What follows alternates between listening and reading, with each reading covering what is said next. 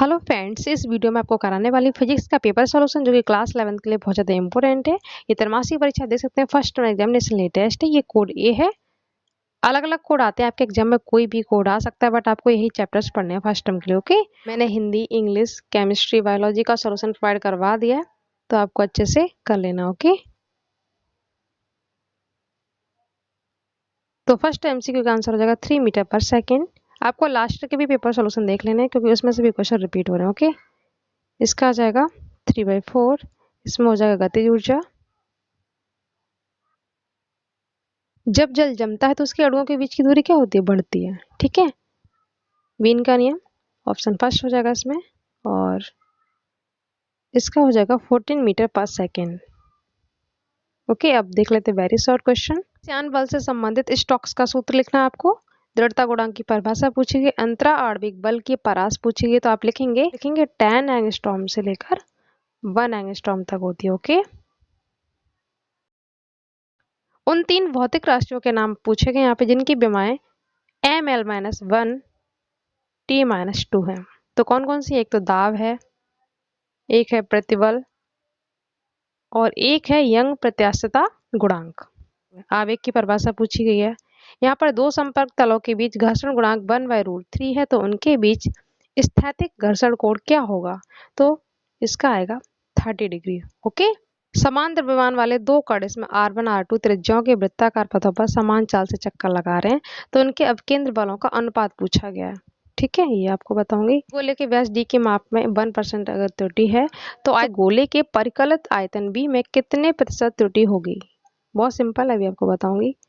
और इसके साथ चॉइस में पास्कल का नियम आया जो कि बहुत इंपॉर्टेंट है, वो आपको करवा देती हूँ। ओके, तो ये फर्स्ट आंसर है। स्टोक्स का सूत्र पूछा गया ना, तो F = 6π∗VR, ये आपको लिख देना है। 3 भौतिक राशि जिनकी विमाएं ml-1 t-2 है, तो आप क्या लिखेंगे? प्रतिबल, यंग प्रत्यास्थता गुणांक। ओके, ये 3 आप लिख दीजिएगा। आवेग की परिभाषा पूछी गई है, तो ये आप लिख दीजिएगा। ओके, दृढ़ता गुणांक की परिभाषा पूछी गई, ये आप लिख दीजिएगा। ये वेरी शॉर्ट है सारे क्वेश्चन। ये आपके अंदर बल का अनुपात पूछा गया था ना, ये आप बहुत सिंपल है, F1/F2 = R2/R1 आएगा। ठीक है, गोले के आयतन में जो प्रतिशत त्रुटि होगी वो 3% आ जाएगी। ठीक है, 1 वहां पर गिवन था। ये पास्कल का नियम आप लिख दीजिएगा। एक क्वेश्चन ये भी पूछा गया वेरी शॉर्ट में, स्टीफन नियतांक का मान कितना होता है और उसका मात्रक, ये आप लिख देंगे। ओके, तो ये मैंने आपको करवा दिया है। ठीक है, आवेग की परिभाषा बताई दी है, इसका 30 आ जाएगा। इधर से ये बताई दिया, ये हो गया। और इसके चॉइस में पास्कल का नियम आपको लिखना है, ये मैंने आपको करवाई थी। स्टीफन नियतांक का मान और मात्रक ये आपको करवाई थी। ठीक है, अब देख लेते हैं शॉर्ट क्वेश्चन। इसमें मैं आपको ये वाला करवा दूंगी। ये क्वेश्चन बहुत इंपॉर्टेंट है, खूब पूछा आता है। तो इसका आंसर -40 डिग्री सेल्सियस ही आएगा। कैसे आएगा भी आपको बताऊंगी। ठीक है, और इधर से मैं आपको ये वाला करवा दूंगी, त्रिज्याओं का अनुपात। ये बहुत सिंपल है। ठीक है, सीमांत वेग का सूत्र यहाँ पूछा गया, कैसे निगमन करेंगे पूरा। और इधर से मैं आपको ये वाला क्वेश्चन करवा दूंगी। ठीक है, इधर से ये हो जाएगा, ये डेफिनेशन करवा दूंगी। इधर से ये हो जाएगा, ये वाला करवा दूंगी। ठीक है, ये वाला करवा दूंगी 5 मार्क्स में। और इधर से ये वाला अब केंद्र वाला हो जाएगा, और इधर प्रतिबल की डेफिनेशन और ये न्यूमेरिकल। ठीक है, ये चॉइस में है। और इधर से मैं आपको ये वाला करवा दूंगी। ठीक है, तो चलिए अब शॉर्ट क्वेश्चन का सॉल्यूशन देख। उष्मा चालन की स्थायी अवस्था में 30 सेंटीमीटर छड़ के दोनों सिरों के ताप एक का 90 है डिग्री सेल्सियस, एक का 15 डिग्री सेल्सियस। ठीक है, प्रथम सिरे से 10 सेंटीमीटर की दूरी पर ताप का मान बताना है। इधर -40 डिग्री फ़ारेनहाइट को सेल्सियस में बताना है। ठीक है, और इधर साबुन के दो बुलबुलों की त्रिज्याओं का अनुपात 1:4 है, तो उनके दाब का अनुपात बताना है, P1 P2। ठीक है, तो पहले ये देख लेते हैं। तो ये एक छड़ है, एक का ताप एक का 90 डिग्री है और दूसरे का 15 डिग्री है। ठीक है, तो आप फॉर्मूला लिखेंगे θ1 - θ2/L। तो 90 - 15/L, यहाँ पे कितना हो गया? 30। ओके, इसमें से माइनस क्या 75 आया, यहाँ पे 30। ये 3 से कट कर दिया, 3 10 जा 30, 3 2 जा 6, 3 5 15, 25/10 आ गया। ठीक है, इसको कट करके ये हो गया। अब 10 सेंटीमीटर दूरी पर निकालेंगे ना, तब क्या करेंगे? तो 10 का मल्टीपल कर दिया, तो 10 से 10 कट के ये 25 आ गया। ठीक है, पहले सिरे का क्या था 90, उसमें से हमने ये 25 माइनस कर दिया तो ये 65 डिग्री सेल्सियस आ जाएगा। ओके, सिंपल है, कुछ नहीं है, ये बहुत सिंपल है। देखो सेल्सियस में भी आंसर -40 ही आएगा। कैसे आएगा देख लेते हैं, ये फॉर्मूला है इसका। ठीक है, जो भी आपसे पूछा जाए सेल्सियस में पूछा जाएगा तो सेल्सियस निकाल लेंगे, फॉरेनहाइट में पूछा जाएगा तो फॉरेनहाइट निकाल लेंगे। ठीक है, ये आपने 9th क्लास में भी देखा होगा। तो हमने मान लिया कि ये x डिग्री सेल्सियस पे, इसकी जगह हमने c की जगह x रख दिया। ठीक है, x/5 ये हमें गिवन है, f का मान -40 है, यहाँ पे फॉर्मूले में -32 है, ये रख दिया। ठीक है, तो माइनस माइनस क्या हो जाएगा, प्लस हो जाएगा, 22/9। तो 9 से कट करेंगे, 9 8 72 हो गया, 8 का इधर क्रॉस मल्टीपल हो जाएगा तो 8 5 40, इस तरीके से -40 आ जाएगा। ओके, यहाँ से भी आप देख सकते हैं, मैंने भी आपको बता दिया, ये -8 आ गया, क्रॉस मल्टीपल होगा तो ये -40 आ जाएगा। तो -40 फॉरेनहाइट पर आंसर -40 डिग्री सेल्सियस ही आएगा। ओके, ये क्वेश्चन खूब पूछा था, इंपॉर्टेंट है, तो कर लीजिएगा। ये 4th का गा वाला है। साबुन के बुलबुलों की त्रिज्याओं का अनुपात 1:4 दे रखा है। ठीक है, इसके दावों का अनुपात बताना है। तो आपको कुछ भी नहीं करना है, इस फॉर्मूले से पुट कर देना है। ये P1/R1 हो जाएगा और इधर हो जाएगा P2 1/R2। ठीक है, इसमें डिवाइड देंगे तो P1/P2 R2/R1, क्योंकि ये नीचे वाला ऊपर चला जाएगा डिवाइड होते ही। ठीक है, तो रेशियो क्या था, 1:4 था ना, तो यहाँ पे R2 पहले आ रहा तो 4 पहले आ जाएगा और R1 बाद में आएगा। ठीक है, ये 1:4 है। R1 R2, यहाँ पर क्या R2 R1, तो 4 पहले आ जाएगा, 1 यहाँ पे आ जाएगा। तो दाब का अनुपात क्या आ जाएगा P1 P2 का 4:1, जस्ट अपोजिट कर देना है। 1:4 था, उसका 4:1 आ जाएगा। ओके,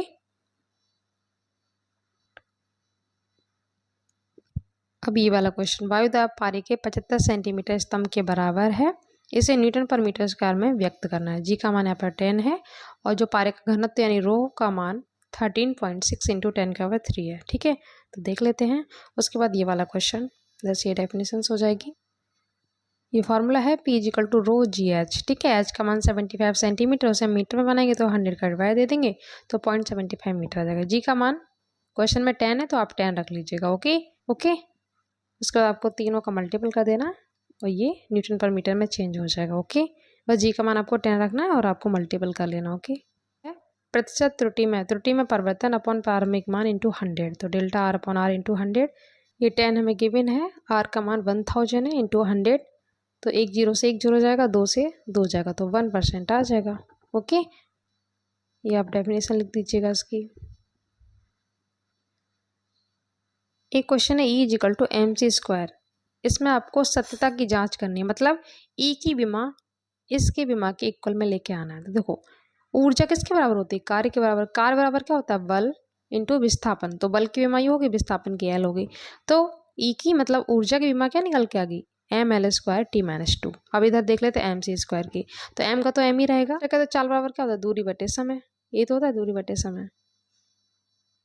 ठीक है, यानी L/T, ये T ऊपर जाके माइनस कर देगा तो LT-1। ठीक है, तो चाल की विमा क्या होगी, LT-1 का होल स्क्वायर, तो m का m हो गया, L का स्क्वायर किया L² आ गया, T-1 इंटू T-1, क्योंकि स्क्वायर हो ना तो माइनस माइनस प्लस हो जाएगा, तो T-2 हो गया। T-2 है और mc² की भी विमा mL² T-2 है। इस तरीके से सत्यता की जांच हो जाती है। तो इस तरीके से left hand side right hand side दोनों इक्वल हो जाती है और सत्यता की जांच हो जाती है। ओके,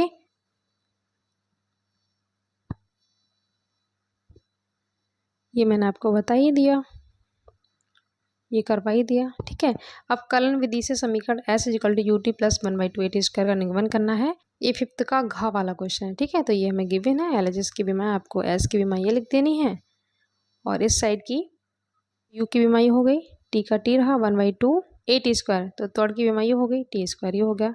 ठीक है, ये सॉल्व करेंगे तो ये आ जाएगा, ये इक्वेशन सेकेंड हो जाती है। ठीक है, तो देखो ये भी लेफ्ट हैंड साइड की विमा जो थी इधर भी राइट हैंड साइड के साथ इक्वल में आ जाता है। ठीक है, तो ऐसे कर लीजिएगा। इसमें देखो ये मान पूछा गया तो आप इस तरीके से जो गिवन है वो आप लिख लेंगे। ठीक है, जिसका भी हम मल्टीपल करते हैं ना उसको नहीं लेते, तो आई का जब निकालेंगे तो ये वाला हट जाएगा, इसका इससे, तो ये 0 हो गया। जब जे का निकालेंगे ना तो जे का ये हट जाएगा, कौन सा, जे का जब निकालेंगे ना तो ये हटा दो, इसका इससे, तो 0 से मल्टीपल हो रहा तो ये भी 0 हो गया।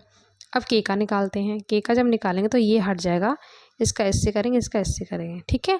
तो 8 3 24 हो गया और 6 4 24 हो गया।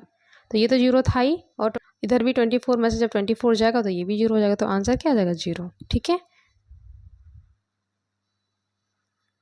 क्वेश्चन नंबर 6 में पूछा गया समवेग संरक्षण के नियम से न्यूटन के तृतीय नियम की उत्पत्ति, ठीक है। तो आपको ये लिख देना है पहले, फिर न्यूटन के गति के द्वितीय नियम से आपको फॉर्मूला लिखना है, ठीक है। डेल्टा P1 ये इधर मल्टीपल करेंगे तो ये हो जाएगा, ऐसे इसका करेंगे तो ये हो जाएगा, कोई भी चेंज नहीं होता है, तो delta P1 plus delta P2 equal to क्या हो जाएगा? जीरो हो जाएगा। फिर आपको दोनों इक्वेशन को इक्वल कर देना है, ठीक है। कौन कौन सी? Equation first, equation second, okay. तो इस तरीके से ये निकल के आ जाएगा, तो आप ये लिख दीजिएगा। क्लियर? क्वेश्चन नंबर 7 में अब केंद्र त्वरण की परिभाषा पूछिए, तो आप ये लिख दीजिएगा, ठीक है। उसके बाद आपको प्रूफ करना है, तो आपको पूरा ये डायग्राम बनाना है और यहाँ पे लिख देना है। माना कि कोई कण बिंदु O व त्रिज्या r के वृत्तीय मार्ग पर एक समान चाल से गतिशील है। डेल्टा t समय में कण A बिंदु से B बिंदु तक पहुंचता है। यहाँ पे देखो, A बिंदु से B बिंदु तक पहुंच जाता है, ठीक है। उसके बाद कोणीय विस्थापन डेल्टा थीटा है। यहाँ पे ये कोणीय विस्थापन हो गया, तो जो ये डायग्राम में है ना, देखो आप, ठीक है, वो आपको यहाँ पे मेंशन कर देना है। ए बिंदु कण पर कण का वेग v1 है और b पर v2 है, मतलब यहाँ पर तो v1 वेग है और यहाँ पर v2 वेग है। Delta theta equal to delta v upon v, कोण बराबर क्या होता है? चाप बटे त्रिज्या, तो वही फॉर्मूला लगा देंगे। डेल्टा v का मान निकालेंगे तो इन दोनों का मल्टीपल हो जाएगा, ये आ जाएगा, ठीक है। अब दोनों पक्षों में क्या कर रहे हैं? डेल्टा t से भाग दे रहे हैं, तो यहाँ पे डिवाइड कर दिया। डिवाइड देने के बाद क्या किया गया है? Delta v upon delta t equal to a रखा गया है और इसके इक्वल टू ओमेगा रखा गया है, तो यहाँ पर a equal to v into omega, ये इक्वेशन फर्स्ट बन गई, ओके। फॉर्मूला लिख देना है, omega equal to v upon r से इस ओमेगा का मान v अपॉन r आपको यहाँ पर पुट कर देना है। इस तरीके से अब केंद्रीय त्वरण निकल आएगा। जैसे आप रखेंगे v into v upon r, तो v का v से करेंगे तो v स्क्वायर r आ जाएगा, ठीक है। ये हो गया, इधर से ये मैंने आपको करवा ही दिया।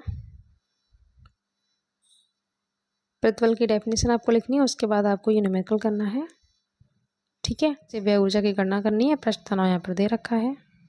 ये पहले आपको प्रतिबल की परिभाषा लिख देनी है। क्षेत्रफल सेंटीमीटर में दे रखा है, इसे मीटर बनाएंगे तो स्क्वायर करेंगे, 10⁻² का स्क्वायर करेंगे तो 1 इंटू 10⁻⁴ मीटर स्क्वायर आ जाएगा। टी का मान यहाँ पर डेल्टा टी का मान 100 डिग्री सेल्सियस गिवन है। डेल्टा एल अपॉन एल का मान क्या दे रखा है? 1.2 इंटू 10⁻⁻3। ये माइनस का 5 है, ये 2 है, तो इसमें से जब माइनस करेंगे 2 5 में से, तो माइनस का 3 आ जाएगा, ओके।